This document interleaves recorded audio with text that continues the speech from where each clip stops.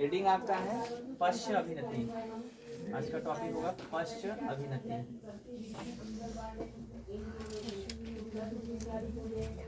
या इसका दूसरा नाम होता है, क्या होता है,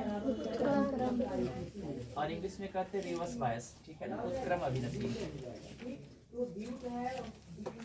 चाहे फर्स्ट हो और चाहे उत्क्रम कहिए, एक ही मतलब है।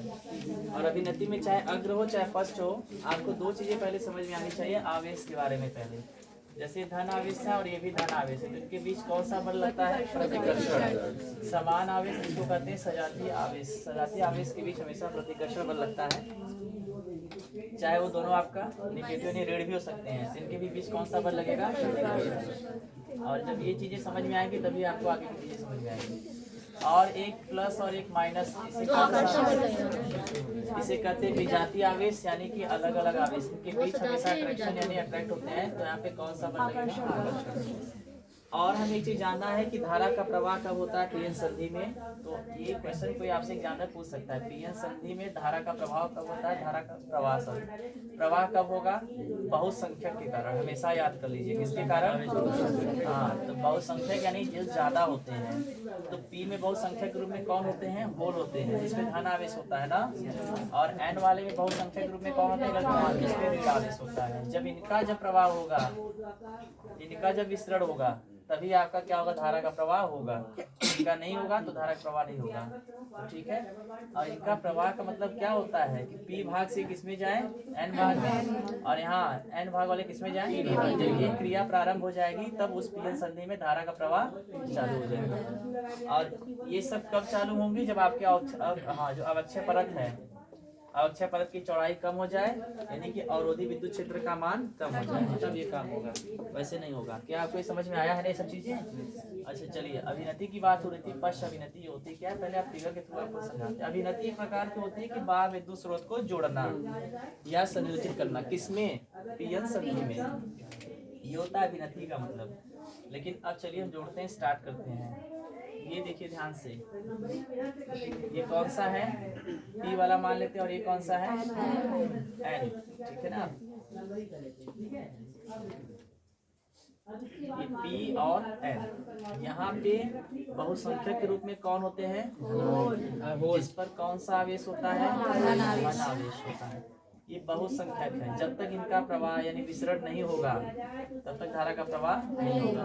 इसके अंदर बहुसंख्यक रूप में कौन होते हैं, ठीक है ना, इलेक्ट्रॉन होते हैं, जिसमें कौन सा आवेश बताया गया है, ऋण आवेश बताया गया है। ये सब बहुसंख्यक हैं। अल्पसंख्यक रूप में कौन होते हैं, जो इस विशेष में आए, ठीक है, ये अल्पसंख्यक हैं। और इसमें अल्पसंख्यक कौन होगा, तो आप सब ने जानते हैं ना ये सब। जब तक इनका प्रवाह जारी रहता है पी से होल का एन की तरफ और एन से इलेक्ट्रॉन का पी की तरफ, तब इसमें धारा बहेगी, नहीं तो नहीं। लेकिन इसमें एक परत बनी हुई थी, जिसे कहते हैं अवक्षय परत। यहाँ से कौन सा था के बना लिया था, ठीक है, इलेक्ट्रॉन यानी कि ऋण आवेश, और इधर से कौन जाके, होल आवेश, जिसको कहते हैं धन आवेश। ये सब जाके एक परत बना लिए हैं।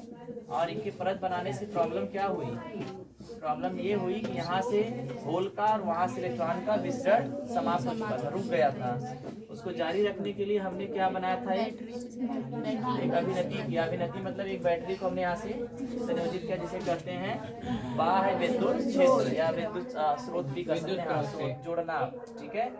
अब बैटरी जोड़ने गए तो वहाँ दो प्रकार के नियम मिले हमें, कितने, दो। एक होता है प्लस से, एक होता है माइनस से, क्योंकि हर बैटरी में दो टर्मिनल होती है। तो कल की जो क्लास में थे हम लोग क्या जोड़े थे, धन यानी बड़ा वाला जोड़े थे पी से। लेकिन आज हम बैटरी को उल्टा करेंगे, यानी कि जिसको कहते हैं पश्च अभिनति या उत्क्रम अभिनति। आज बैटरी को चलिए हम लोग जोड़ते हैं, यहाँ पे छोटा टर्मिनल और यहाँ पे बड़ा वाला। तो ये बड़ा वाला हो गया प्लस और छोटा वाला हो गया माइनस। क्या आपको समझ में आया, इसकी परिभाषा भी बन गई। अब क्या कहेंगे, जब बैटरी का ऋण टर्मिनल किससे जुड़े, पीएन संधि की पी भाग से, तथा धन टर्मिनल किससे जुड़े, एन भाग से। तो इस प्रकार की अभिनति को क्या कहते हैं, पश्च अभिनति या उत्क्रम अभिनति। क्लियर हो गया। अब आप ध्यान से देखिए, इसमें कौन सा आवेश है, ऋण आवेश। इसमें कौन सा आवेश है, धनावेश। सुनिएगा, सीखना ज्यादा जरूरी है, लिखने को तो आप बना के भी लिख लेंगे, ठीक है ना। आप एग्जाम में अच्छे से ये चीज फील करिएगा। अब बच्चों यहाँ पे ऋण आवेश, इसमें बहुसंख्यक के रूप में कौन है? धनावेश। तो प्लस और माइनस के बीच कौन सा बल लगेगा? अट्रैक्ट करेंगे। तो अब बताओ, इनकी दिशा इधर रहेगी कि उधर रहेगी? इधर। मेरे साइड रहेंगी। Yes sir. तो ये सब इधर जाना प्रारंभ कर दिए, समझ रहे हो कि नहीं? कौन वाले? जो बहुसंख्यक के रूप में है, ठीक है ना, ये इधर जाने लगे, तो इधर आने लगे। अब यहाँ से देखेंगे, बैटरी का धन टर्मिनल किससे जुड़ा है? री टर्मिनल से। तो अब ये री टर्मिनल किधर जाके, मेरे तरफ जाएगा कि मेरे अपोजिट जाएगा? अपोजिट जाएगा। अब ये इधर गति करने लगे कि इनके बीच कौन सा बल लगने लगा? आकर्षण। कल लग रहा था कौन सा बल? प्रतिकर्षण। तो इधर जा रहे थे, आज इधर जा रहे हैं, ठीक है ना। अब देखिए, अब आप ध्यान से देखिए और हमें खुद बताइए कि जब ये सब बहुसंख्यक इधर आ गए, इधर वाले इधर चले गए, तो इस समय अवक्षय परत की चौड़ाई आपको बताइए घटेगी कि बढ़ेगी? बढ़ जाएगी ना। अवक्षय परत की चौड़ाई बढ़ जाएगी। अब ध्यान से देखिए, यहाँ पे दो प्रकार के वैद्युत क्षेत्र हैं, एक अवक्षय परत के पास और एक आपके बैटरी के पास। यहाँ जो ई बैरियर यानी कि बैरियर समझते हैं ना, अवरोधी विद्युत क्षेत्र या विरोधी विद्युत क्षेत्र, इसकी दिशा कैसी होगी? ऐसे कि ऐसे? मेरे साइड से होगी ना, प्लस से माइनस की तरफ। और इसकी दिशा प्लस से माइनस की तरफ, तो किधर होगी? मेरे ही साइड होगी।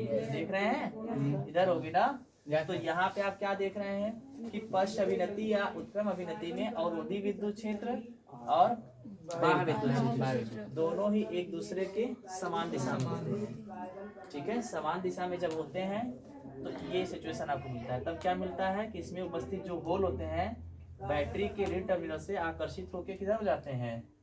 इधर, यानी कि अवक्षय परत से दूर हटने लगते हैं। कल था अवक्षय परत की तरफ जाते थे, लेकिन आज अवक्षय परत से दूर हटते हैं। इसी प्रकार आप कहेंगे बैटरी के धन टर्मिनल से पी भाग में उपस्थित कौन? इलेक्ट्रॉन, यानी इलेक्ट्रॉन क्या होते हैं? इससे आकर्षित होकर अवक्षय परत से दूर हटने लगते हैं और इस स्थिति में अवक्षय परत की चौड़ाई बढ़ जाती है। और हम जानते हैं कि बहुसंख्यक आवेश के विसरण के कारण क्या होता है? धारा का प्रवाह। लेकिन इस स्थिति में धारा का प्रवाह नहीं होता है। नहीं होता है, क्यों नहीं होता है?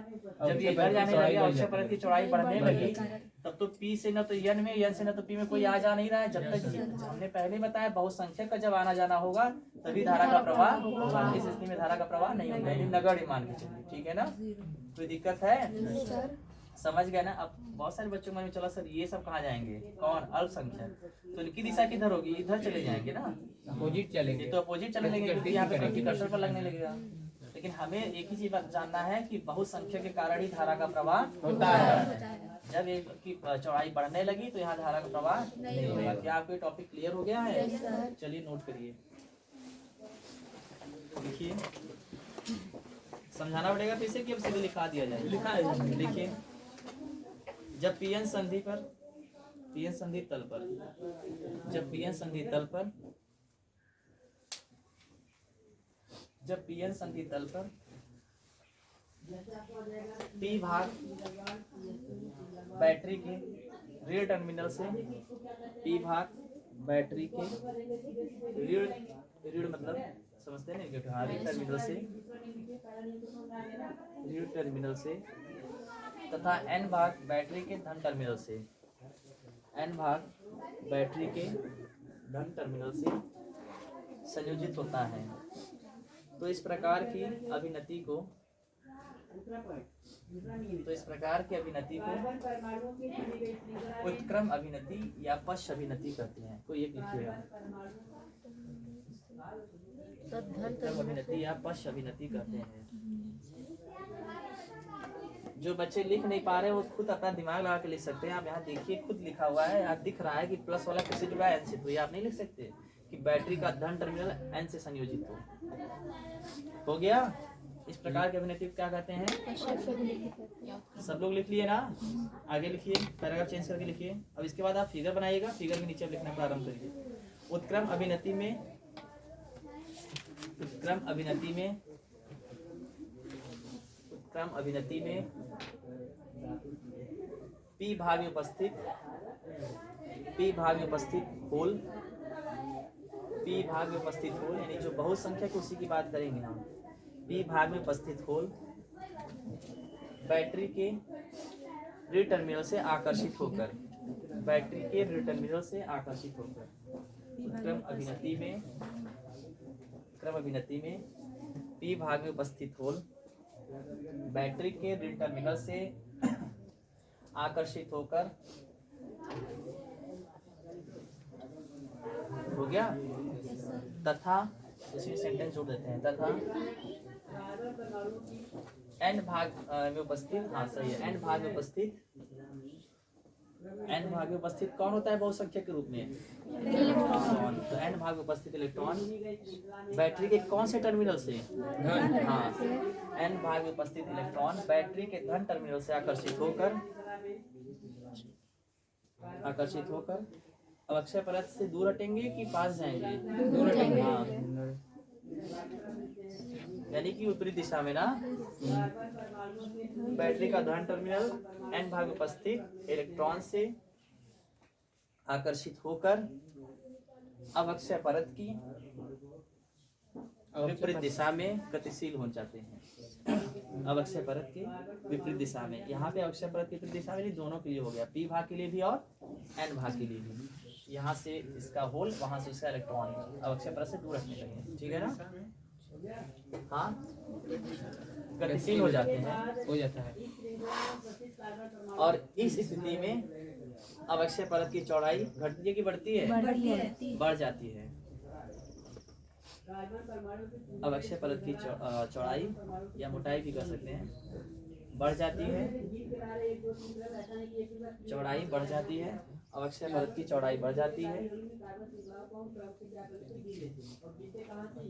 जिसके कारण चौड़ाई बढ़ जाती है जी। हाँ, चौड़ाई बढ़ जाती है। अब बताइए, जब चौड़ाई बढ़ गई तो यहाँ पे धारा का प्रवाह होगा? नहीं होगा। तो आपसे कोई पूछ सकता है धारा का प्रवाह क्यों नहीं होगा, तो आप आराम से एक्सप्लेन करिए। धारा का प्रवाह इसलिए नहीं होगा क्योंकि धारा का प्रवाह तब होता है बहुसंख्यक के कारण होता है, जब पी भाग से कौन होल एन में जाए और एन भाग से इलेक्ट्रॉन पी में जाए। लेकिन इस स्थिति में ये लोग तो उससे दूर हट गए, तो यहाँ पे इसकी अक्षय परत चौड़ाई और बढ़ गई, तो यहाँ पे धारा का प्रवाह नहीं होता है। तो लिखिए कहाँ तक हुआ है? बढ़ जाती है, इसके कारण चौड़ाई बढ़ जाती है ना।